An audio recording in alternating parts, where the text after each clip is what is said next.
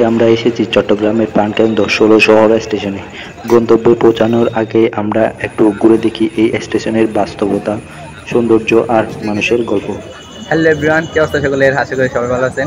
আজকের ভিডিওতে আমরা আসছি হচ্ছে ১৬ শহর জংশনে।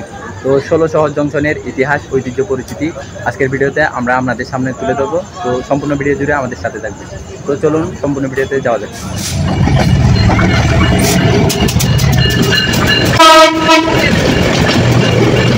১৬ শহর স্টেশন শুধু একটি যাত্রা শুরু বা শেষ করার জায়গা নয়, এটি যেন এক জীবন্ত চিত্র, যেখানে প্রতিদিন হাজারো গল্প শুরু হয়। কেউ যাচ্ছে ট্রেন যখন হুইসেল বাজিয়ে ঢোকে, তখন স্টেশনের হৃদয়ে স্পন্দন যেন একেবারে বদলে যায়। যাত্রীদের মুখে দেখা যায় অপেক্ষার ছায়া আর তাড়াহুড়োর ছাপ। স্টেশনের পাশে জমে ওঠে ব্যস্ত জীবনের আরেক চিত্র। চায়ের দোকানে গল্প, স্টলে বিক্রেতার হাঁক ডাক আর কুলিদের দৌড়ঝাঁপ। সারাদিন যেন ১৬ শহর স্টেশন জেগে থাকে। ভিডিওর এই অংশে আমরা এখন একটু ১৬ শহর স্টেশনের ইতিহাস নিয়ে কথা বলি। ১৬ শহর স্টেশনটা ১৯২৯ সালে Assam Bengal railway station company নির্মাণ করে।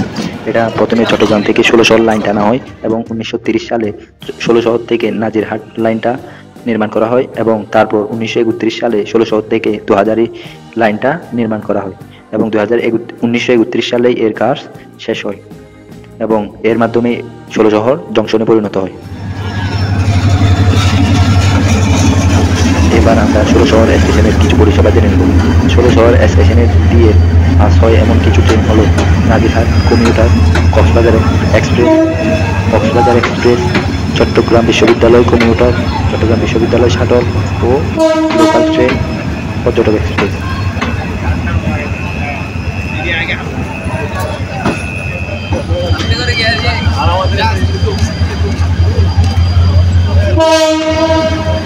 চলে যাচ্ছে এটা।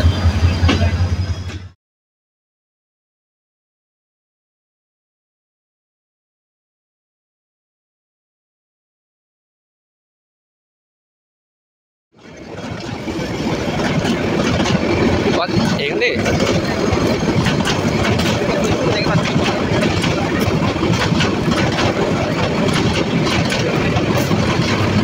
যদি কখনো চিন্তা করেন তাহলে ১৬ শহর স্টেশন ঘুরে যেতে ভুলবেন না, কারণ এই ১৬ শহর স্টেশন একটা স্টেশন নয়, এটার সাথে জড়িয়ে আছে হাজারো মানুষের জীবন গল্প।